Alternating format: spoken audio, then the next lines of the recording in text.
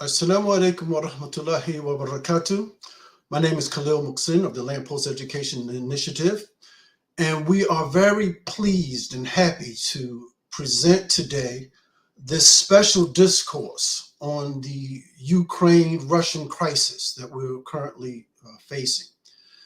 And we believe that there's no better person to talk to about this particular crisis than our own Dr. Khalid Yahya Blankinship.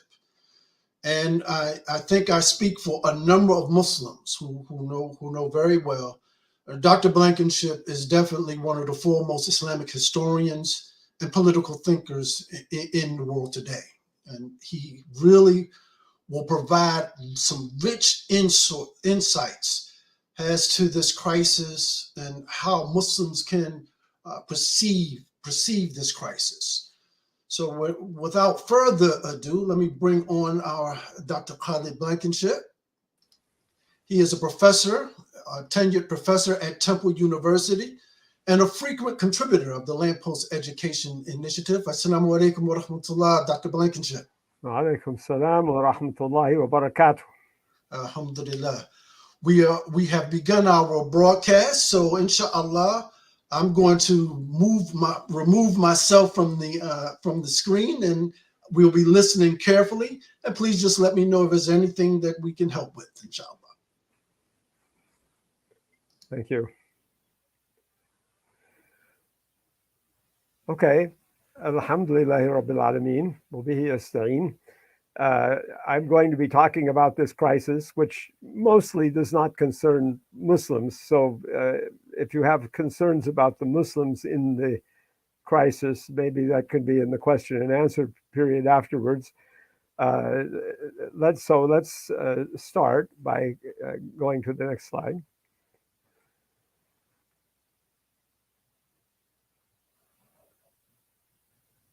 So the Ukraine-Russia war is a very complicated matter, and it can't be understood simply as it's been put in the media often as Russian aggression, because that deprives it of all of its historical roots, which are actually a lot, and it's very complex. It is also not actually a war in the traditional sense. That is, it's not a traditional type of war. It's a very odd and different type of war. And that's because of certain factors around it. So it's not something where the outcome is to be judged on the grounds of what traditional war was judged on. It's a different matter than that. Nonetheless, as wars are, it's clearly a threat to peace and security everywhere. And also, because of its oddness, it is possibly indicative of a massive historical change that is happening in the world right now that is quite surprising.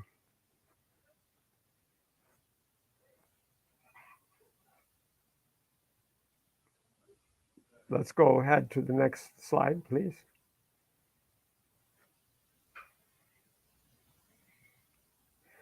So the background of the war is one of nationalism. So here, first in this talk, I'm going to speak about the local background of it in the area that it's in. And then I will speak about the current international ramifications, which are a lot. And I won't be able to cover everything, but I'll cover what I have put here as best I can. Today, we live in a world where nationalism is the organizing principle of life. That is, everyone lives in nation state, people are citizens of their state, and they they belong to a state. When people meet in foreign places, they immediately identify themselves according to their nationality, first of all, and so on. So this is a way that people are organized in the world that is very important. And nationalism also is not only an identity, but an ideology, and one that is actually prevalent and dominant. And because it is like that, it is also like a religion. Nationalism is defined by language, first of all, as many nations have a unique language that belongs to them only, like Hungary has Hungarian, for example. Other times, countries share language, such as our country shares the English language with, well, England, as well as Australia, New Zealand, Canada, and various other countries. A nation also consists of land and state. So it is a materialist concept. And it usually is backed by some kind of imagined ethnic or racial heritage, and thus arouses slogans like soil and blood, which also express materialism. And like tribalism, nationalism is usually defined by the exclusion of and the hatred of the other, which makes it a rather odd basis for the world at a time when modern mass communications and transportation and speed have brought everything closer together, and that it should be the main organizing principle is rather odd. It is a quasi religion which requires unquestioning faith in the superiority of one's own group. It is dogmatic, absolutely intolerant, dedicated ideology, and in the form of the nationalists, violently hostile to any criticism or opposition. And usually nationalists are steeped in the politics of grievance, victimology, and revenge. And you can see this from the description of any nationalists. And all of the nation states, the nationalists are the same. So the nationalist ideal is that each person should reside in an ethnically pure nation state to which he or she owes total loyalty and to whose ethnicity and usually language group that person belongs. Those who don't fit because they have the wrong ethnicity, the wrong language, the wrong identity, then are usually thought either to belong to external states to whom they owe their ethnic loyalty, which thereby make them suspect and considered an enemy population in the country, or they belong to submerged nations that have no nation state but are submerged in some other larger nation. According to nationalist logic, everyone in a claimed national group must aspire to belong to that group's nation state, be unwaveringly loyal to it, sacrifice everything, even life for it. And if they're in another state, work to join that nation state, even if they're citizens of another state. And they also must work to assimilate or expel minorities that aren't part of the nationality of their nation state. In the case of Ukrainian nationalism, when we're speaking about the country of Ukraine, the main basis of it is not some kind of historical state, because there wasn't any. Ukraine did not have an ancient or old historical state. It is therefore a rather new nationalism. This does not invalidate it, however, because if people believe that their nation is X, then that's their choice, and they can make of it what they will. And most of the nations in the world today are, of course, of recent invention and not ancient or old nations, although a few of them are old. And the basis for Ukrainian nationalism is the Ukrainian language, which is one of the East Slavic languages, the others which are Belarusian, the language of basis of Belarus, and Russian, which is the basis of the state of Russia, the Russian Federation. And these three languages only recently differentiated from each other, partly because they overlap maybe in about 50% of comprehensibility with each other. And if one understands the phonetic changes from one to the other, they overlap even more than that. Russian became a standardized language after 1700, so it's not even that old itself. And Ukrainian became a standardized language after 1800. And this doesn't invalidate it as a standardized language. Many modern languages are this recent. Some are not, but many are. And usually the area where a language is spoken as the mother tongue, then that becomes the national territory of a particular people. In the case of Ukraine, the borders of that language on its west side, facing Poland, Slovakia, Hungary, and so on, are fairly well defined. But the borders of it on its eastern side, facing Russia, are anything but well defined, because the Ukrainian language very gradually fades off into the Russian language as you go towards Russia.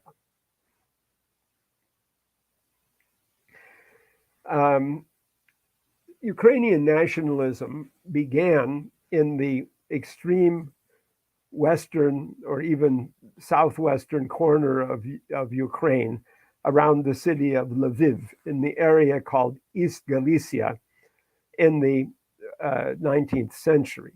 The Austro-Hungarian Empire, which was a multinational, multi-ethnic, multilingual state that today has broken into 12 states or parts of states. So the former empire is distributed now into 12 nation states in whole or in part, was in Europe and was more early on enlightened about nationalism than the Russian Empire was. And so that's how Ukrainian nationalism got going, because the Kingdom of Poland had existed for 800 years and then been divided up by several countries, Prussia, Austria, and Russia. The Poles had a nationalism that actually goes back to before 1800.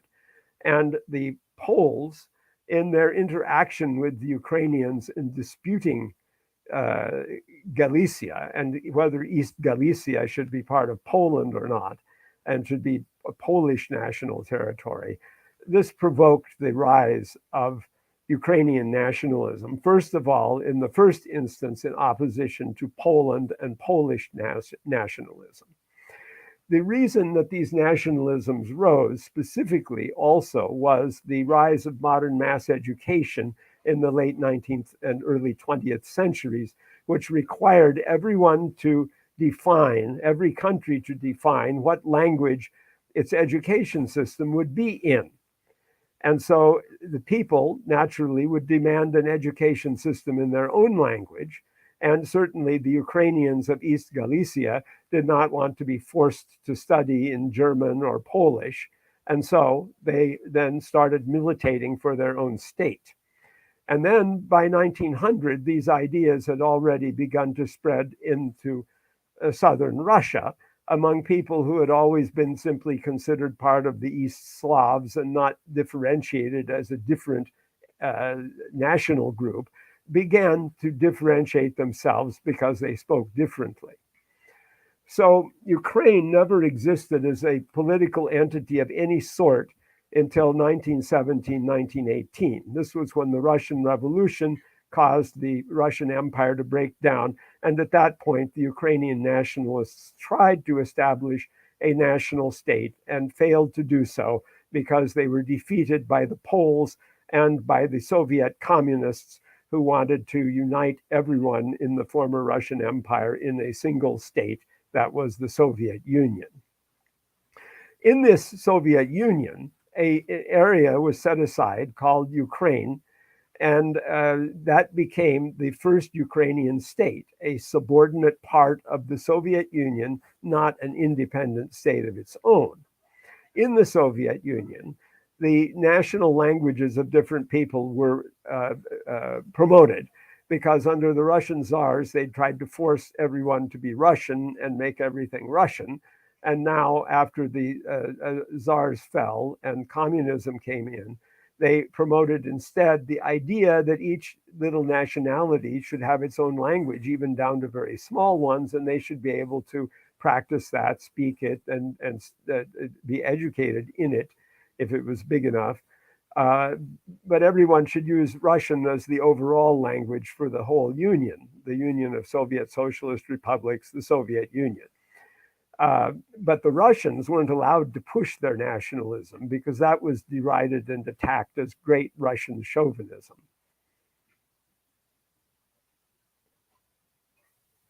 So this is a map of the Soviet Union as it existed down to 1991. And you can see there on the left part of the map, Ukraine is a fairly large area that was its own separate republic, having its own language that was its prescribed language. And of all these republics, the 15 Union republics, which all became independent states in 1991, each republic has its own language, different from Russian, except for the Russian Republic. This is a map showing the growth of Ukraine under the Soviet Union. So the green area is the original Ukrainian Republic, and the other areas are territories that were added gradually over a period of time through annexation of more territory to the Ukrainian Republic. Most important is the yellow area to the west, especially the lower half of that area. That's the region that was in the Austro-Hungarian Empire previously and had never ever been under Russia. And the people there, like the people of Austria and Poland, are Roman Catholics, and they were different in religion from the people farther east in the large green area, who are Orthodox. And the Catholic and Orthodox being rival branches of Christianity. So the Catholics in the yellow area particularly resented being absorbed into the Soviet Union. And the Soviet Union, when it was a tyrannical state under Stalin, returned the favor by persecuting them, by deporting their leaders and sometimes killing them and so on, so that there was very bad blood between the people in that yellow area. The large city in that area was the city of Lviv, and that remains the center of Ukrainian nationalism down to this day. The only other thing to comment on, well, maybe the pink area, that was part of interwar Czechoslovakia before 1938. And then it became, during World War II, part of Hungary because it has a Hungarian minority population, and then was annexed in 1945 by Stalin into the Ukraine. The brown areas were taken from Romania, and the purple area is the Crimean Peninsula. That area originally was inhabited by a Muslim population called the Crimean Tatars. These people were completely deported by Stalin in 1944 after he accused them of siding with the Nazis, which was not an entirely fair accusation. And they were deported to Uzbekistan. And then later on, they were not allowed to come back until 1989, when the Soviet Union was about to collapse. When they came back, their country already previously had been colonized by Russians, Ukrainians, and others, and it was a Russian majority area. So the Crimean Tatars found themselves a minority in what had been previously their own country. And this is a situation that remains down to this day. Many of the Crimean Tatars also earlier had fled to Turkey, where they became part of the citizen body of Turkey. So there are a lot of Turkish people that may have descent from Muslims that lived in other countries, including Crimea. This region was part of the Russian Federation Republic, originally in the Soviet Union. And then in 1954, the communist regime decided to transfer it to the Ukraine. At that time, because it was a very centralized state, this didn't make any difference at all. But later on, it's proven to be a bone of contention because the population of Crimea is approximately 2/3 Russian by nationality, and by language, it's mostly Russian speaking. Even the Tatars there often don't speak their own language, but speak Russian as their daily language. So when the Soviet Union collapsed in 1991, the 15 Union republics, including the Ukraine, became independent states within their existing borders. And Ukrainian nationalism, unlike the nationalism of several other little countries that I mentioned there, was not fully articulated yet, because Ukraine had never been an independent state. And although the nationalism was very articulated by the people around Lviv in the far west, the rest of Ukraine, most of it, it was not very articulated. The people had been accustomed to thinking of themselves as being in a Soviet Union that was Russian speaking, and many of them were Russian speaking. In fact, more than half of the Ukrainian people really spoke Russian as their daily language. And in the Far East, even some of them identify as Russians, although the majority, about 75% of the inhabitants, identified as Ukrainians, but many of those people also spoke Russian. So it was mainly in the far west that the people around Lviv, they were the ones who were the strong exponents of Ukrainian nationalism and trying to get that imposed as the model on all the rest of Ukraine, on the typical nationalist model that everyone should be loyal to the same state, loyal to the same nationality, and speak the same language. This is a map that illustrates the proportion of native Russian speakers in the Ukraine. The map shows those people whose mother tongue is Russian. That does not mean that the other people necessarily are speaking Ukrainian most of the time, however. They may claim the Ukrainian language as their mother tongue and nevertheless use Russian most of the time, because that was what it was like in the Soviet Union before. The area that resented that the most and resisted it was the far west, out there where you see the oblast or province of Lviv, written there on the map, Lviv. And that area, that was the area of the strongest militancy for the Ukrainian language. The farther east you went, people thought, well, we're talking Russian, why make an issue of it? It's going to just be trouble for us. And when you got to the very far east, you got people who were much more identified as Russians. And so you can see from this that the dark blue or purple provinces, those are areas more than 50% Russian speaking. And the areas of lighter, middle color blue, those are between 10 and 50% Russian speaking, including the capital city of Kiev.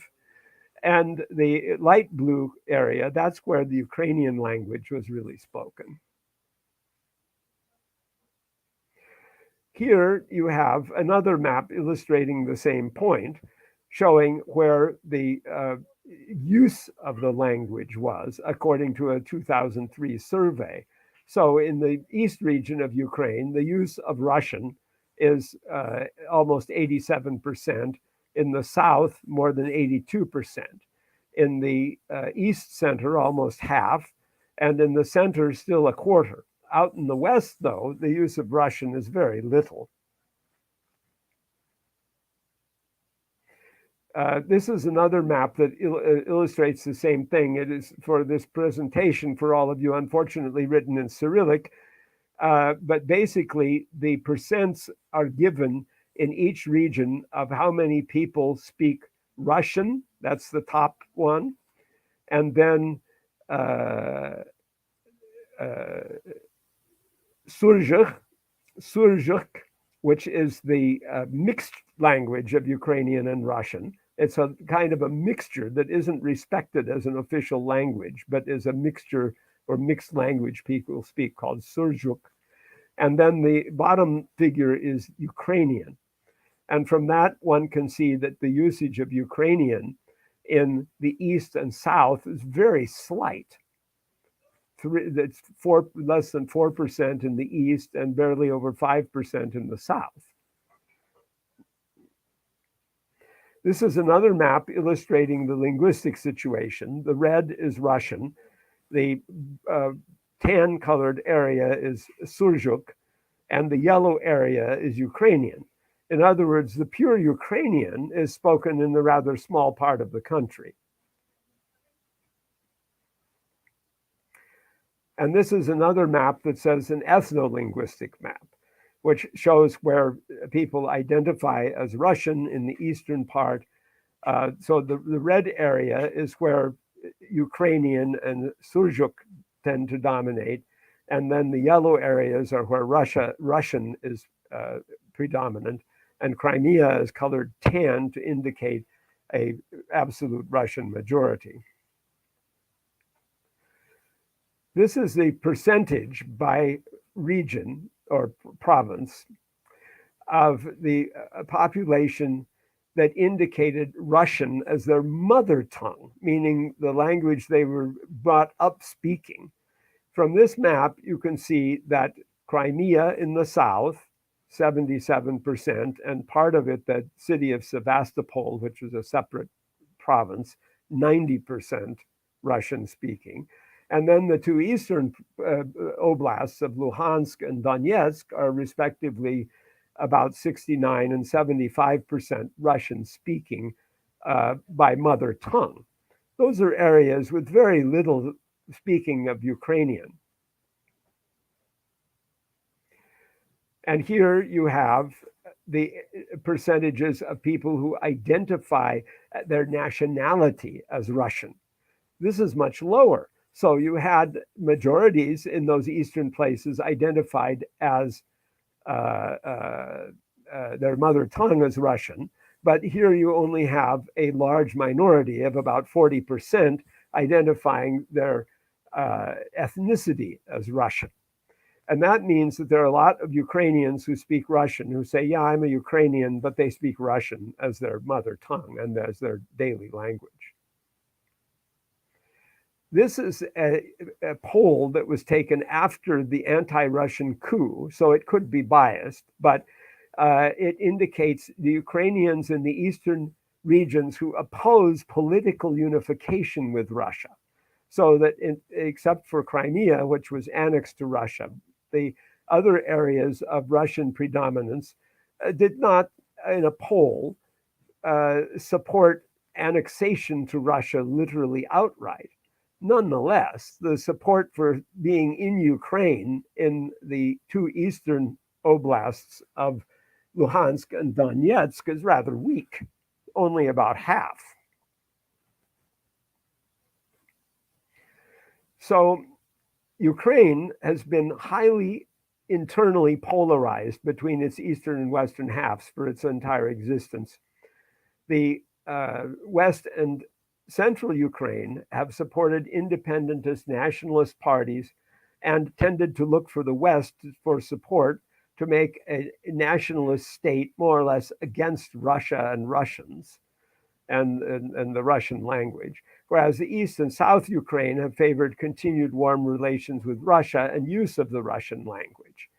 And the leaders of Ukraine for the first 13 years tried to be neutral until the 2004 election, where this became an increasing polarization.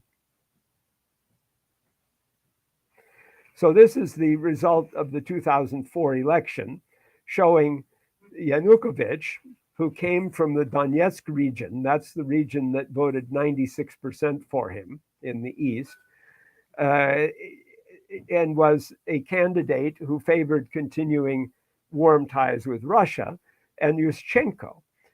Yanukovych won the election narrowly, but the people in the other part of Ukraine rioted against him and forced his removal, and the presidency was given to the other candidate, Yushchenko, who had actually lost. Notice also how Yushchenko has over 90% of the vote in the extreme western part of Ukraine areas that are so extremely nationalist. Whereas in the middle Ukraine, his vote isn't as great. Likewise, Yanukovych has the strongest support in the far east, which is the most Russian area.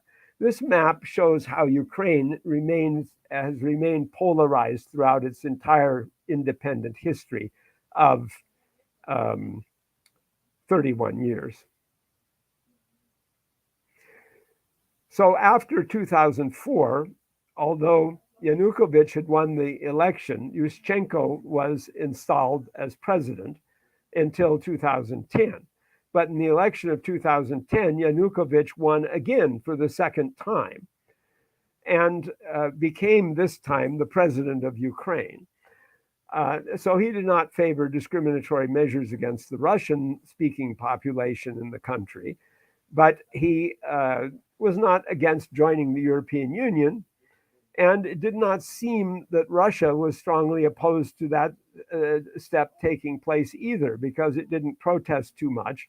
But the EU wanted to admit the Ukraine on only punitive conditions that would put it in a condition of perpetual debt slavery and so on, as the EU has done to most of the East European countries that joined it. And as a result, Yanukovych instead accepted an attractive economic offer of aid from Russia in 2014. And this is the 2010 election, looks just like the 2004 election. Almost the same percentages, with the extreme West being very anti-Yanukovych and the extreme East being very pro for him. So in 2014, the US government, led by Victoria Nuland, the infamous person who worked in the State Department, orchestrated a coup to oust Yanukovych. And this all came out because of recordings that were not supposed to have been made and became public after that, where she made her famous foul-mouthed phrase that I put there, but I won't repeat. And she even handpicked the Ukrainian government that was supposed to replace Yanukovych.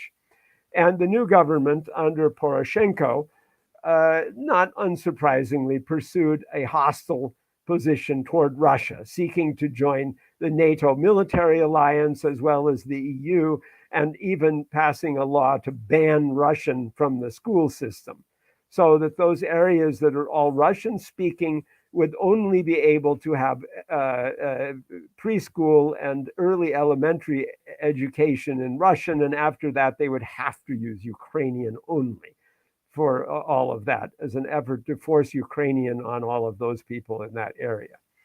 And Ukraine has remained politically divided in the same way since then.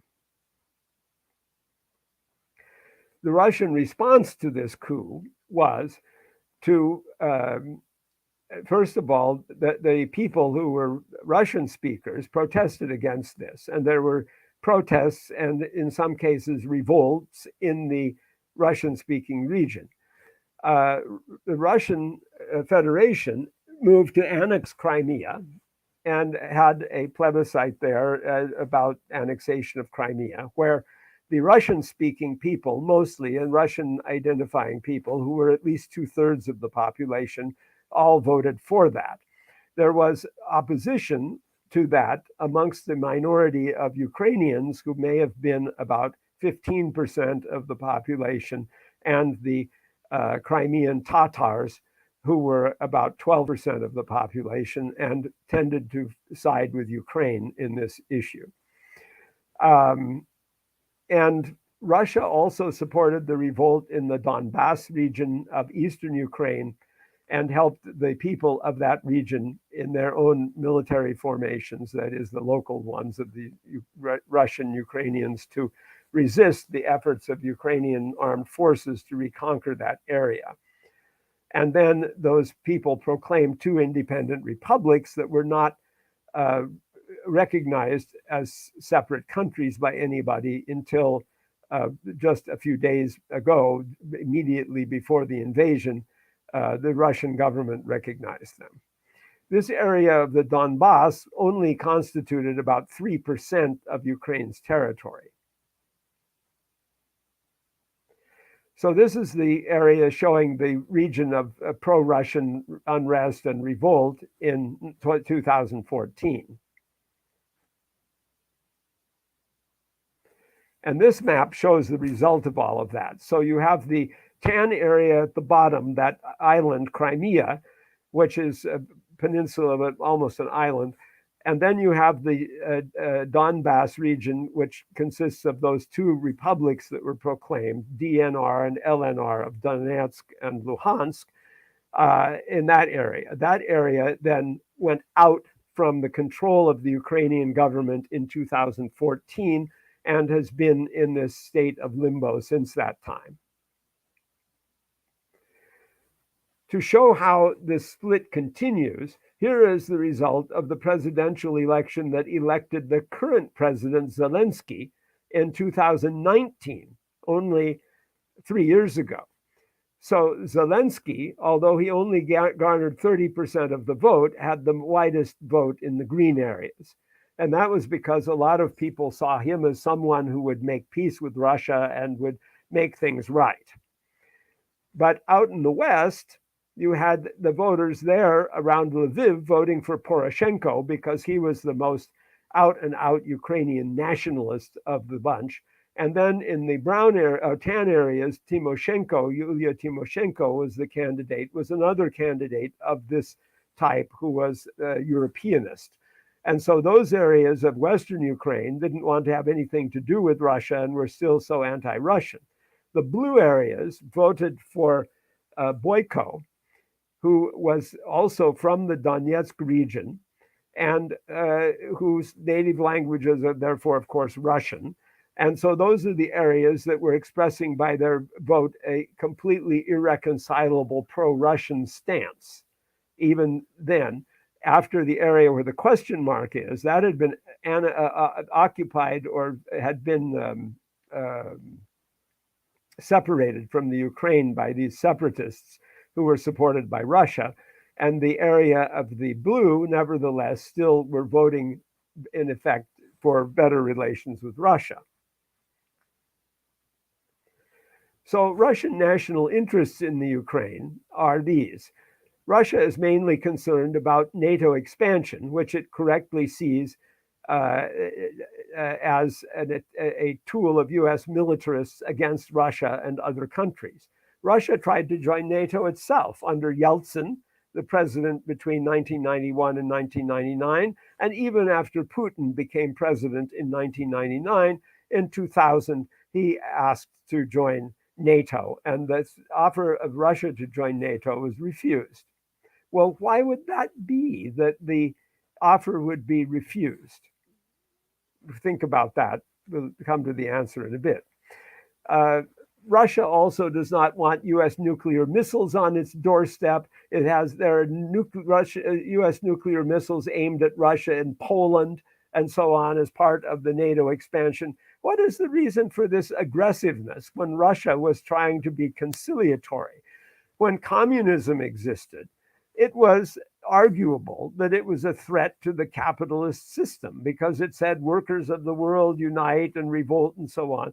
When Russia became merely a nation state promoting Russian nationalism, it was no threat at all to the United States then, because who would follow Russian nationalism? It wasn't something that was trying to promote revolt in other countries.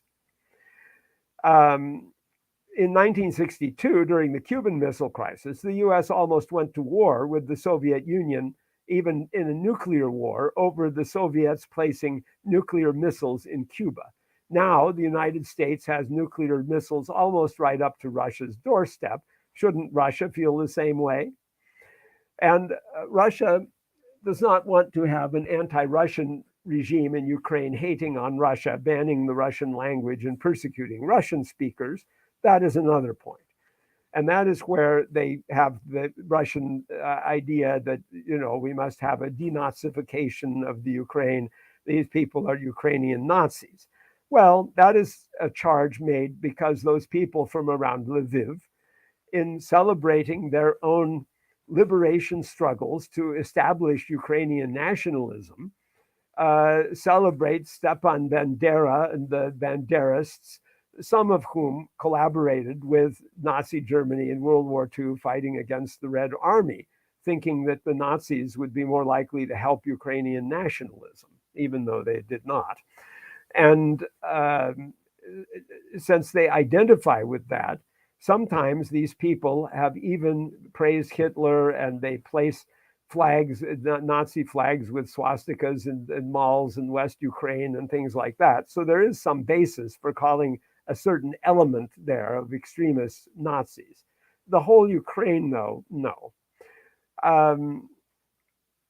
Russia will not go back on annexing Crimea. That's a done deal, and they will not abandon that because that is a clearly Russian area that was only by a fluke given to Ukraine in 1954 by the communist Soviet Union, and therefore it doesn't have any basis. The people of the area were never consulted about who they should belong to before, and any objective consultation will lead with them siding with Russia because they are basically Russians.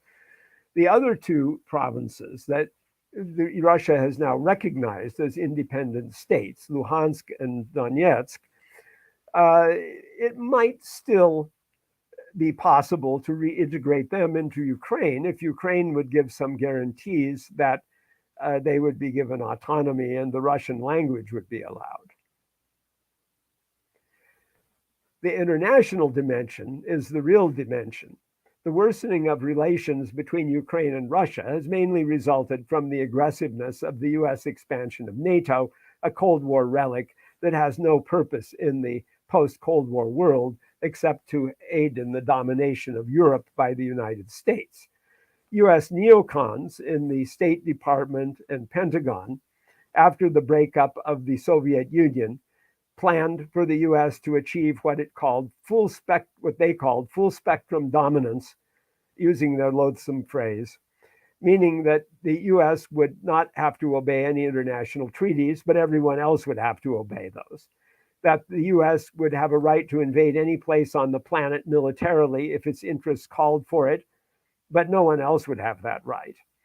And that the US would have the right to impose sanctions on any other country, but no one could impose sanctions on the US. In other words, the US would simply be a absolutely dominant paramount power. But there is something here which is the main issue here in this whole presentation of mine, and that is this slide and this point. And that is that the underlying background of the whole crisis is that Russia has nuclear parity with the US. The US has hated that Russia has nuclear parity with it since Russia first exploded, or the Soviet Union first exploded its first atomic bomb in 1949, the year of my birth, only 4 years after the US had exploded its first atomic bombs. And this initial Russian test meant the US atomic monopoly was over. The dreams of aggressive empire builders in the US to dominate the world and threaten everyone else with nuclear annihilation were over after only 4 years because there was nuclear parity between the United States and Russia, or the Soviet Union. To be sure, the Soviet Union didn't really get a convincing force of nuclear weapons until after 1960, but then it really built up until both the United States and the Soviet Union each had about 30 to 40,000 warheads, which would completely fry the planet. Later, through agreements, they've reduced these warheads, but it's only been on a basis of equality. So each side has to reduce equally to the other side. So both have about the same number of warheads, about 5,000 to 6,000, of which about 1,600 are kept on alert, are kept available all the time for instant use. 1,600 nuclear warheads are enough to completely annihilate. If one thought they were only aimed from Russia at the United States, the Russian ones, that would mean 32 atomic bombs for each US state. This would be something that hardly anyone would survive.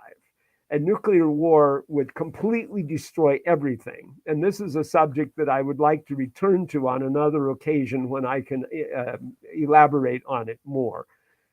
People have to completely reject the idea that there's any possible survivability of nuclear war.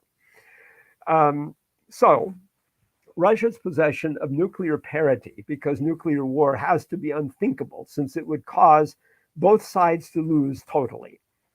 Russia's possession of nuclear parity, as likewise the US's possession of it, completely voids and checkmates any possibility of the US or anyone else obtaining full spectrum dominance ever.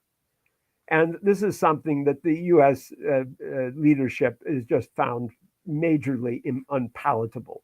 And they really dislike this fact.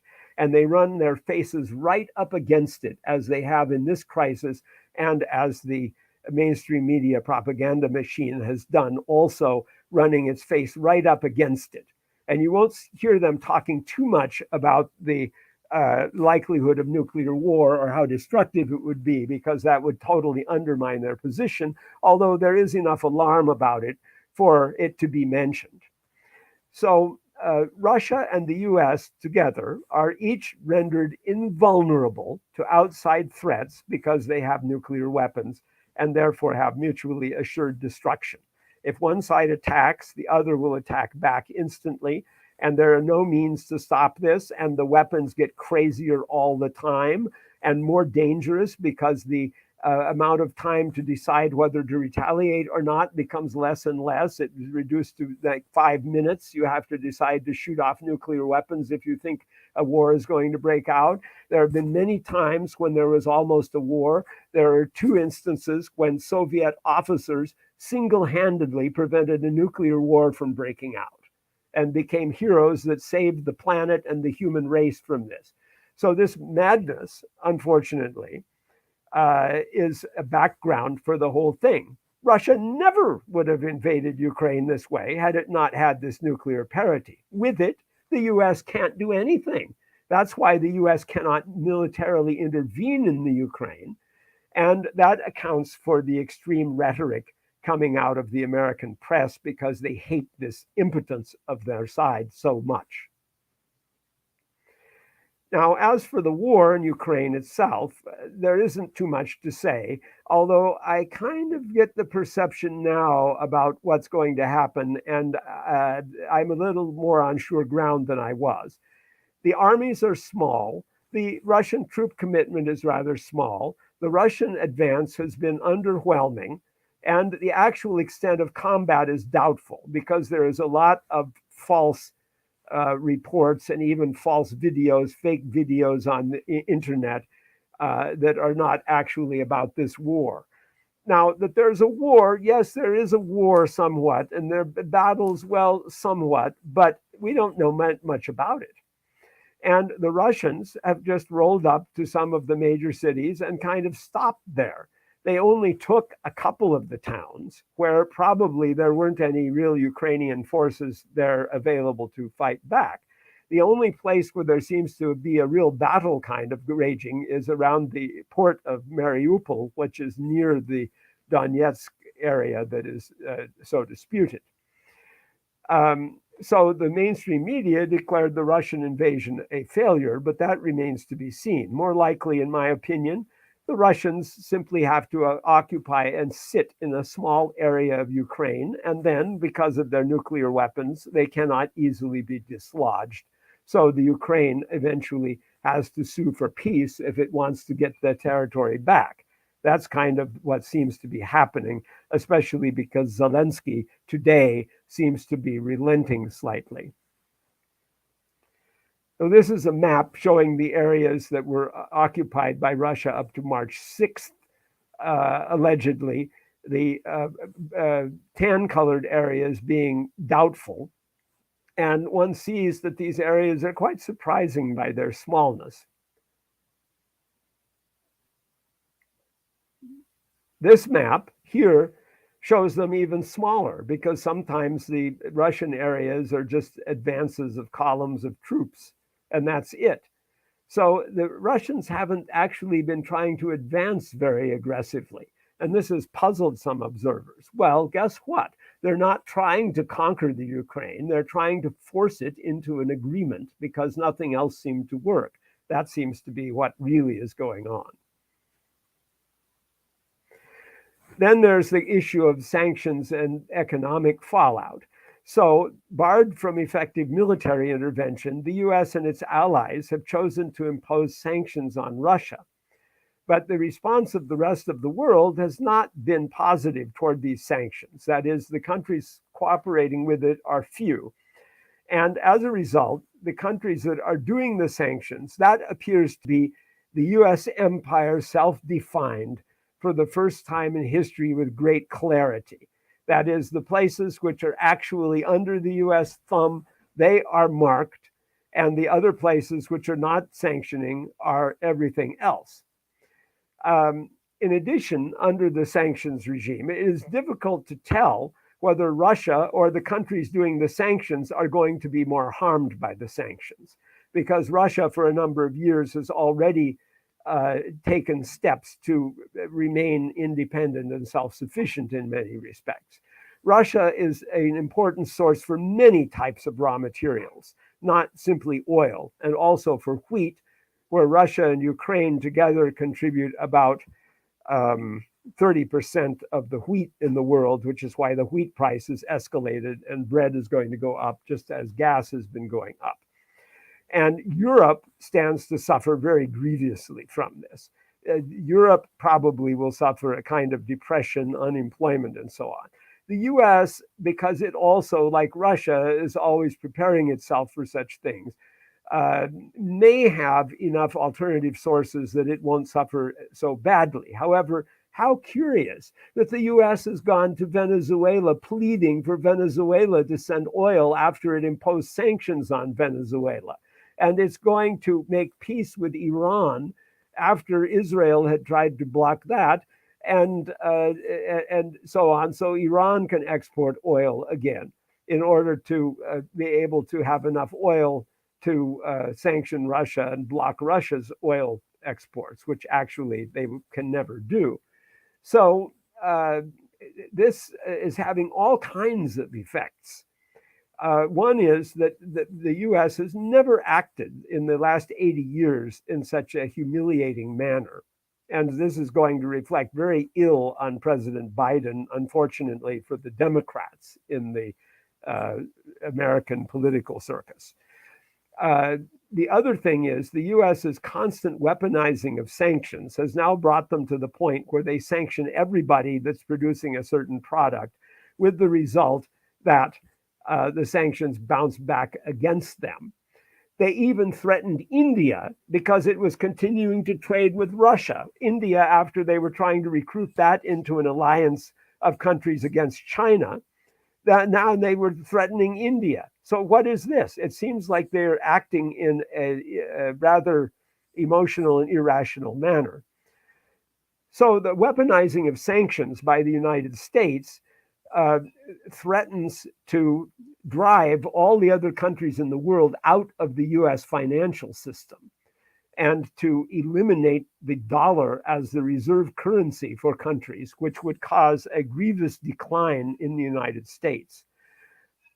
Probably this will be a long process because the dominance of the dollar is very well established. To eliminate that would be something very difficult to happen.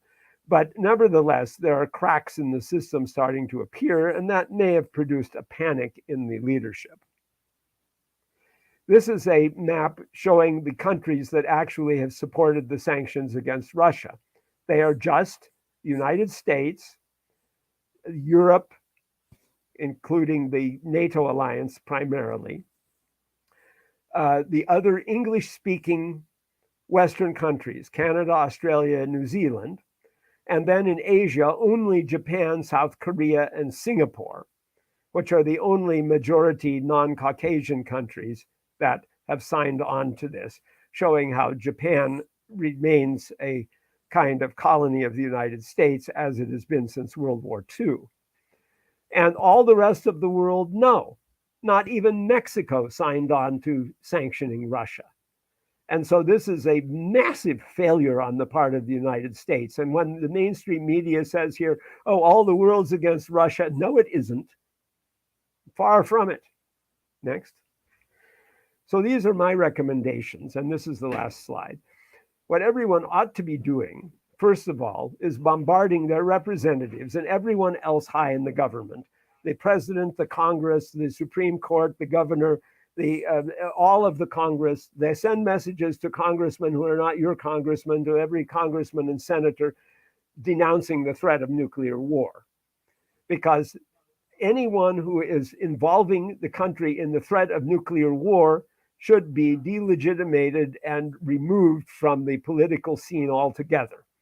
This is starting with Roger Wicker, the senator from Mississippi, who said, oh, we should not take a first nuclear strike by the United States off the table. Oh, yeah? This person can't have any consciousness of what the actual consequences of nuclear war would be, and is a statement of remarkable, stupendous stupidity. And there also are other people who say, oh, we should have no-fly zones, which would bring about a direct conflict with Russian forces between NATO or US forces and Russian forces in the Ukraine, and all wargaming by the military branches of the United States previously has shown that such direct clashes will inevitably lead to a nuclear exchange and eventually to total nuclear war. The other thing is that even if one were to say, oh, well, they can fire off 1 or 2 nuclear weapons, have a minor nuclear exchange, one would say, well, okay, but if one side is losing, it's going to fire off everything. If Russia feels its existence is threatened, it's going to shoot everything. And sadly, the same thing may go for our political elite here, which makes them very dangerous in the world. So this whole business about nuclear weapons is more important to pay attention to than any other thing. The US also, in addition to us opposing those kind of people, so that we should discourage any of this brinkmanship, the other thing is that the US should make immediately clear that NATO will not be further expanded in the future ever. And my view of it is NATO should be dissolved because it's an organization that has no legitimate purpose. But that's probably asking too much. And so if NATO continues in existence, okay, Russia's ready to accept that. It's just that they don't want Ukraine to be part of NATO. And the US, and neither Georgia, which is the country in the Caucasus that also borders Russia. And these are entirely reasonable requests. The US should strive to facilitate peace and reconciliation between Russia and the Ukraine. They should try to get the Russians out of the Ukraine. That's right. But how do you do that? You do that by trying to come to some compromise agreement. And it may be that Russia even would relent on some points, like maybe Russia would be willing to relent on the Donbass region if Ukraine would give some guarantees that the people there won't be abused and that they could have education in the Russian language, which is their language. Then maybe that would be like previously Putin hadn't tried to annex that area to Russia. So that might be a quid pro quo. And the United States also should restore amicable relations with Russia and China, should stop regarding others as enemies throughout the world, because they are not. As President Trump said regarding Russia, in a very correct statement of his, Russia is a competitor, not an adversary. And that is correct. And should adopt a foreign policy of cooperativism rather than confrontationism. And that, I believe, is where I stop. Walhamdulillahi Rabbil Alameen. Thank you. And now I believe we have questions and answers. Yeah, I have to unmute Brother Khalil. Yes. Yeah, Thank sorry. you very much, Dr. Blankinship. Alhamdulillah, it was a very informative presentation. I don't know that the presentation will allow for really facilitates for many questions, because I think it was so clear. But if there are any questions, we'll wait a few moments, inshallah, to receive those questions. And if not, we can continue. But while we're waiting for some questions to come forward, I would like to encourage everyone to support the Lamppost Education Initiative and our efforts to provide more programming like this, more programs, more events hopefully, inshallah, with the ending of the COVID restrictions and the loosening of that, we will be able to have more live events with our Muslim American and English speaking scholars. So this is very important for us that we have a perspective of Islam and of the Islamic sciences that come from Muslim Americans who understand our conditions relative to those sciences and who are qualified.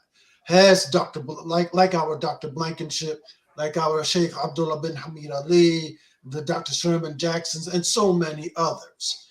So one of the things that we have that we're doing right now is we're promoting a book by Dr. Blankinship. This book is called Murshid al-Qari. And let me put it up before you hear. This is an excellent book that has been published by the Lamppost Education Initiative, and it is an excellent effort by Dr. Khalid Blankinship, which the book in itself is a guide to English speaking literature, English literature of the Islamic deen, of our deen. It is a book that explains the translations of the Quran and tafsir. And it is available on our website that you can see the headings right there. And let me see if we have any questions. Well, if I may suggest, if anyone would like to ask a question, you can write them in the comments, because we do have several comments, so I see people can do that. The other thing is that, Brother Khalil, maybe you could ask questions. Oh, mashallah. Okay. Well, yes, I do. In fact, that is a good suggestion, Dr. Blankenship. I didn't think of that. But let me remove this banner right quick here. Well, the one question that I do have in terms of the conflict and some of the financial ramifications of the conflict. We see all around that gas prices are going up. You're suggesting that wheat is going up. What are some? There have been some commentators who have stated that this really necessitates a more lessening the reliance on Russian gas and Russian wheat and things of that nature. What can be done in that area? What can be done in America, and is that feasible? That the American economy and the reopening of different projects like the Keystone Gas Project and things of that nature, the Keystone Pipeline and other projects that were stopped by the Biden administration. What's the legitimacy of that in terms of lessening the reliance on Russian oil, and how practical is that? Well, I would say that self-reliance is a good thing. And so I wouldn't, put down the idea of self-reliance as something bad. I think self-reliance, if the purpose of it is just to make it one self-sufficient so that one can aggress against others, that would be a bad idea. But I think if it's self-reliance in itself, just pure and simple, I don't see anything wrong with the general concept of self-reliance. And as a part of that general concept, it would be good if people would consume less. Now, one of the courses I teach is Earth Ethics, environmental ethics, and we know that the planet is being degraded, even though the details of that are controversial, and there are positions that are taken about this or that other little detail of it. But over on the whole, it's clear that we have to have more worldwide cooperation for the sake of the environment. And so things that degrade the environment, that might not be a positive aspect of self-sufficiency. But lesser consumption would be an ideal of self-sufficiency, I would submit. Now, I see here there's a question from Furqan Nuruddin, who says, how does this war affect the Muslims in that area and worldwide? Well, there are Muslims there, believe it or not, even apart from the ones in Crimea, who are now with Russia and are not entirely happy with that, but are dominated by a Russian majority in that particular peninsula. There are also a few Muslims in Ukraine itself. And there are even a few Muslims in the Donbass region. And these Muslims tend to support whatever the dominant side is in the place. So inside of Russia, for example, you have a number of different Muslim ethnicities, the largest being the Tatars, who are not the Crimean Tatars, but the Kazan Tatars. And they are spread all across Russia. Only a quarter of them live in Tatarstan, which is their own state, is an autonomous republic in the middle of Russia, surrounded by Russians. They have a majority in that state, but they are not minded to seek independence because they're surrounded completely by Russia. Furthermore, they've been ruled by Russia for about 4.5 centuries. And they're scattered all throughout the whole country of Russia. Many of them speak Russian rather than Tatar as their language, but they still identify ethnically as Tatars. Some of them practice Islam. In fact, in Tatarstan, since the fall of communism, they've built hundreds of masjids. And likewise in Bashkortostan next door, they've done that as well. But these people, nevertheless, are well integrated into Russia, and they don't seek separateness from it. So those are people who would be, say, supporters of Russia.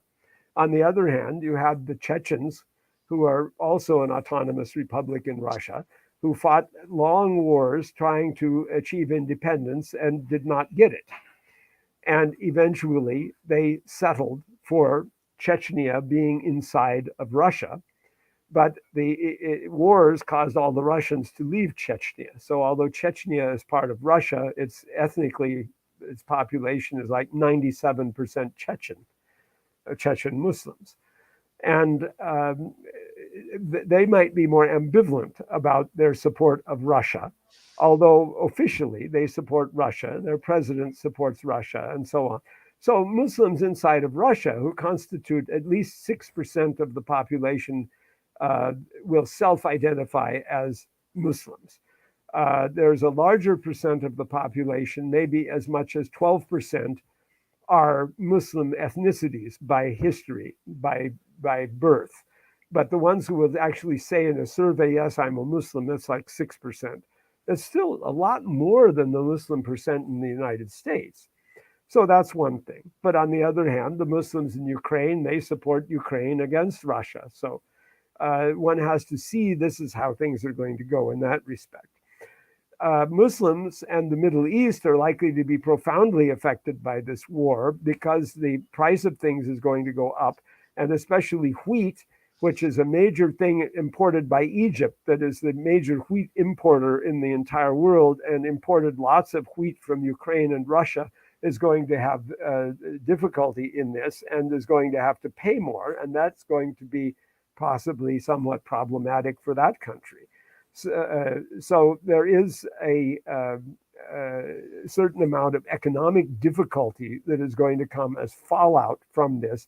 And even if Ukraine were to submit tomorrow, which is possible, probably not likely, but conceivable, and everything just go back to being fine, the dislocation is still going to be a big economic dislocation, I'm afraid. And if it goes on, of course, it will be worse.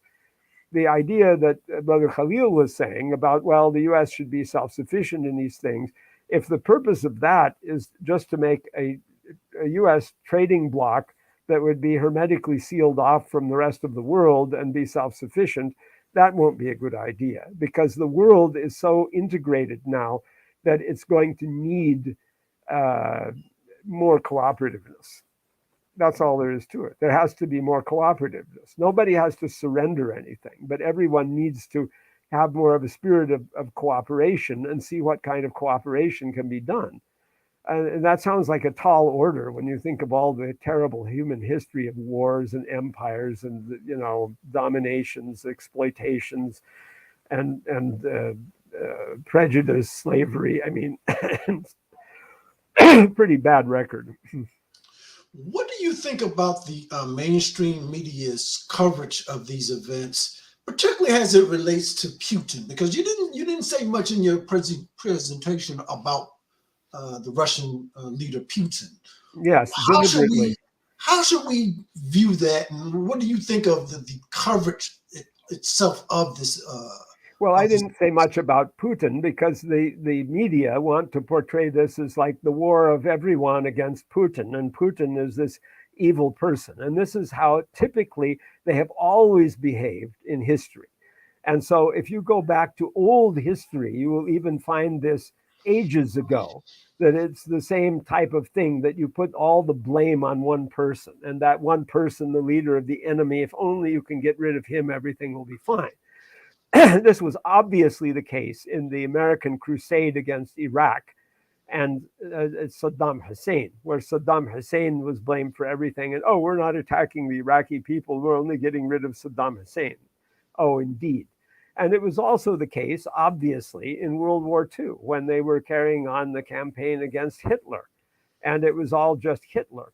And yes, Hitler was a pretty malign individual, and Nazism was a particularly malign form of nationalism that appeared in world history. But when we say, oh, it was all Hitler's fault, it was just Hitler. Hitler did it, or Hitler and his henchmen like Himmler, and they were the ones who did it, and nobody else did it, or everyone else was just bamboozled and went along with it, and so on. When we say that kind of thing, we de-emphasize and overlook the connection of nationalism with Hitlerism, Nazism, and genocide. Now, every nationalist is, to be fair, not a Nazi. Not, we can't say that. That would be very unfair to say that. But nevertheless, there is a connection of Nazism with nationalism. That is, it's a form that nationalism can take when it gets really extreme and bad. And that is a problem in the world. And it's not the only extreme nationalism that has existed in world history or that exists today. Now, going back to your question about Putin, he seemed, up until this crisis, to be the model of moral perfection, in that he was not pushing his weight around. He was waiting very patiently. He was making all of these requests that sounded reasonable, whereas the United States always sounded unreasonable. But when the invasion took place, then that seemed to be a really bad thing. And actually, I have to say, it is a bad thing. I mean, even if it's a relatively soft war, people are being killed, people are being maimed and wounded, infrastructure is being destroyed, people are being driven out of their places, people are turning into refugees and moving, elsewhere. And even if this is not the case with the whole Ukraine, because it is not, but it still is a significant thing. And that it's a war, certainly it's a war. And so in that sense, it's, wars are all bad, this is bad. So that's right. And even one can say, well, this is just Russia and Putin saying to the United States, oh yeah, you think you can push us around? Well, look, we've got all these nuclear weapons, so now we're going to act just like you. You invaded Iraq, so we're going to invade Ukraine and have our nuclear weapons. And so then, what are you going to do about it? That's not a very positive way of going about things either. That isn't something that we can subscribe to or underwrite or support. See, so if I were asked, do I, support the Russian invasion of the Ukraine? No. Do I condemn the Russian invasion of the Ukraine? Well, in itself, yes. I don't like the idea that a military invasion or intervention happens to any country. I'm not in favor of that. But we have to, nevertheless, look at this with the sense of proportionality. And the sense of that is what I've described in the lecture. So I see another before question. you go to that question, Dr. Blankenship, yes. Before you go to that question, I have a question in relationship to what you just stated about the evils of nationalism. And I received a question from another brother who just texted me a question, who asked how we as Muslims can avoid the pitfalls of nationalism. And I think that's I think that was a very timely question. So how do you, I know that you often have a discourse pretty much against nationalism and statism and things of that nature. How do you believe that that should be a part of our Islamic discourse and avoiding those pitfalls as Muslims? Well, indeed, that is a tremendous question. And this is a tremendous problem. Nationalism sometimes is said to be going down. And we were talking previously, the elite were talking about globalization and so on. But in fact, nationalism is not going down at all. Nationalism is more rampant now than ever. In the revolts that were called the Arab Spring, for example, you had this absolutely fanatical display of national flags everywhere. Sometimes this was done on the basis of trying to show that the people revolting were patriotic and the government was not. So they were appropriating the government symbol to use against the government, you could say. So one might say, well, is that a legitimate thing? Well, I mean, maybe. See, we are organized according to nationalities. And so that's the problem for us, because what do we do with that? What do we do about it? We are organized according to nationalities. And that means that it's kind of an inescapable fact. And it's not something, though, that we should promote as Muslims. And then there are other dimensions of it as well. Like when you have the whole ISIS Islamic State thing in Syria and Iraq that raged for a time, and they had their own specific flag with the Shahada on it, and they said, this is not nationalism. This is above nationalism. This is supranationalistic. So it's not nationalist. You can't call us nationalists. You know, we're Muslims. It's Islam. Well, no, actually, it's nation statism, because they were unambiguously trying to build a nation state. That is statism, and nation statism is just one small step away from nationalism.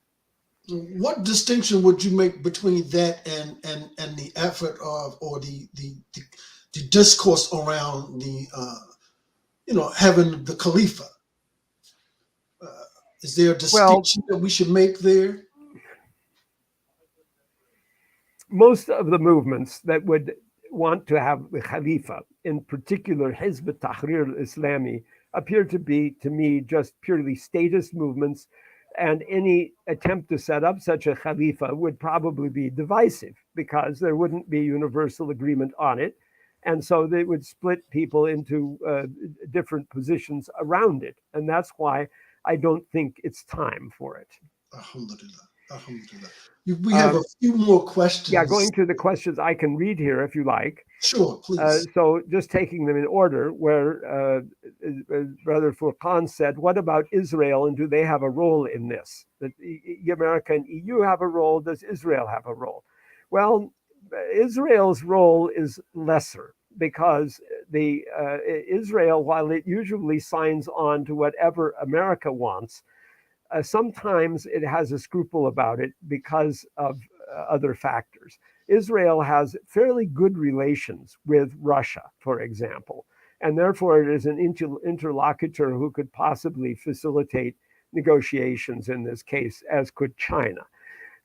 Israel also, when the Maidan coup happened in 2014 and was backed by people who were considered literal Nazis, who venerated Hitler and so on, including some of those people from Western Ukraine, not most of them, but a few, who said Jews out, to throw the Jews out of Ukraine, even though there's hardly any Jews in the Ukraine anymore. And this Netanyahu, who was the prime minister of Israel at that time, wanted to go along with the United States and support the Maidan coup and so on. But he was blocked from that for a time because a great protest of Holocaust survivors came out who said, this is outrageous. We can't support Nazis. What are you talking about? And so Israel had to kind of, just crawl off in a corner and not do anything about that at that time. So it doesn't look to me like Israel is playing a very big role in this particular episode. Next question. We've heard stories about Russian soldiers who are less than enthusiastic about their participation in the war. Is this likely true? And what is the sentiment of the Russian people about this action? Well, we don't know. What is the sentiment of the Ukrainian people? Either. We don't know. It's asserted, blah, blah, blah, blah, but we have no way of knowing. A poll in Russia that was taken said that Putin's popularity after the war started went up from 63% to 71%. Now, is that objective true? Well, it could be, but not necessarily. Who knows? So we don't really know that. I think if it was really a war of aggression that was intended to like conquer and so on, that yes, the disgust would be very great. And some of the soldiers may be feeling that that's what it is. But I think if it is seen more as a move to just try to, take a minimum area and then force Ukraine to negotiate, that might not be as unpopular. And then it's not clear what the opinion of the Russian speakers in eastern Ukraine is. I mean, these people are being obviously harmed by the war, and yet they were people that Russia was supporting before. So some of them would be diehard Russian supporters, especially in the areas that had already revolted previously, the Donbass region. I believe they would remain quite, true blue to support Russia. But the other people in eastern Ukraine and southern Ukraine, I would be doubtful about how much they would be enthusiastic about the Russian invasion coming in. I would be somewhat doubtful about that. And then there have been demonstrations in Russia itself. And of course, there is a great anti-war sentiment in the world today. And so that's not all to be dismissed either out of hand at all. But I don't see it as being something that is undermining Putin terribly at this point. Next question, Khalid Beg, Turkey is trying to mediate between Russia and Ukraine. What is your expectation from that? Well, maybe that something could come out of that, possibly. Turkey has a somewhat ambiguous position with Russia because of the whole Azerbaijan-Armenia war, where Russia is formally allied with Armenia, yet it didn't come to save the Artsakh region, the Armenian self-proclaimed state that had occupied about a fifth of Azerbaijan's territory. And it's kind of helped to facilitate Azerbaijan recovering all of that. And then at the last minute intervened and twisted the arm of Azerbaijan to stop and leave Armenia with this little piece of the former Nagorno-Karabakh enclave that it had before. So it intervened there, and that kind of led to a joint Turkish-Russian agreement over how to handle Azerbaijan and Armenia. So there was some basis for working together on that. And then, of course, Erdogan has been very imperious and kind of had his own policy in the Middle East, much to the chagrin of the United States, really, because it seemed to really shrink from the influence it had previously. So next, is there a sense in which the mainstream media's relative silence on the Nazi presence in Ukraine is a reflection of a longer history of neoliberal accommodation of Nazism? Well, that's quite a question. And there has obviously been in the mainstream media and in the American educational system a complete suppression of any ideas of cooperation with Nazism by any people that are viewed as legitimate and good. So Nazism has been made largely because of the Jewish Holocaust, but also because of the war and Hitler and dislike of him that existed anyway, which was a very justified dislike, has been made into the incarnation of all evil. So that Hitler and Nazism is just like evil incarnate, which is a very bad description, really, because it overlooks how Nazism was a functioning part of the world and how that has to be considered as a part of world history, whether anyone likes it or not. And then when we deal with that and how it was a part of the world, then we see how it interacted with others. And so there are a few things notorious, like how Charles Lindbergh, the person who flew for the first time from New York to Paris in 1927 and became kind of a media hero, was friendly with Hitler and so on, and then was an isolationist in 1940 and all. And so he was kind of blamed way back when for being pro-Nazi. But others like Prescott Bush, the father of Bush the First, George Herbert Walker Bush, the president after Ronald Reagan, his father was a banker for Nazi Germany. I mean, there was definitely collaboration there. After World War II, the United States very carefully scarfed up all of the Nazi scientists, and they became US scientists, and they helped on the American nuclear projects, atomic projects, and so on. And they were completely forgiven for their Nazi past. And so there was kind of collaboration like that definitely happened. And so there has been some neoliberal accommodation of Nazism. If you go back to the 30s also, there was a conservative point, which was, well, we should, sick Nazi Germany on Russia and let them destroy communism for us. And there was also a idea that, well, Nazi Germany is better than the Soviet Union. The Soviet Union's communism, that's a bigger threat than the Nazi nationalism is to us. And then Germany, by declaring war on the United States and so on, I mean, it ended up being a formal enemy of the United States, and that position became untenable. But there is a past such as you're speaking of there. Dr. Khalid, let's make this the last question right here. Okay.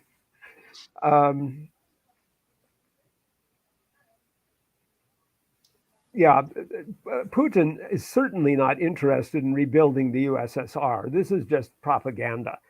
And he is not trying to create more conflict either. Putin, throughout his career, was always trying to ingratiate himself with the West. He is the Russian politician who wanted to be good with the West. The others, the communist leader Zyuganov and the ultra-nationalist leader Zhirinovsky, are much more hostile to the United States than Putin is. Putin is not inveterately hostile, but he's disgusted with the way that this neocon cabal has hijacked the policy of the United States. Putin would like to have a cooperative shared interest with the United States, where the United States and Russia could present a united front to the world about various issues and thereby have influence. He would rather have that. And then the other thing is internally this. Russia does not need more territory. Russia has 11% of the Earth's surface area, 1/9, and it doesn't need any more space. With global warming, more of Russia is going to become available for settlement in the future. People are going to move north, and Russia has all this space and very small population. Russia needs all those Russian people in Russia, and it doesn't want them elsewhere. I even thought maybe that he would want to get the Russian people in Ukraine to get them to move to Russia, because they have space for them and they don't need the space in the Ukraine for them. And so the idea that Russia wants to have additional territory, that's completely ridiculous. And Russia's problem is its declining population and the threat of having a vast immigration in the future overwhelming it. So Russia needs to nail down its own territory. That is going to be its primary concern. And so it is true that Putin is a little bit imperious in the world. But I mean, what does Russia really do? Apart from Syria, which it's heavily involved in, all of its involvement is really in the former territories of the Soviet Union, and that's it. And it would like them to remain neutral buffers, but it doesn't want to recapture their territory. I mean, even Kazakhstan, Russia could have lopped off the northern half of Kazakhstan and annexed it to Russia. But at the time, they thought, no, we don't want to bring in that territory. We have plenty of that. We'd rather have the Kazakhs take over, and then maybe the Russians there will want to move back to Russia, and we'll have more Russian population. And inside Russia, the Russian population is only 80%, 20% minorities. And the Russian birth rate is so low that their percent is going down. So obviously, they need more Russians in Russia. Thank you very much for your time, Dr. Blankenship. It was a very interesting a very interesting discourse. We pray to Allah subhanahu wa ta'ala that we'll be able to have you for more discussions and more of your share more of your thoughts and your expertise in these areas, inshallah. So may Allah reward you and bless you. And we thank everyone else who joined us in this presentation.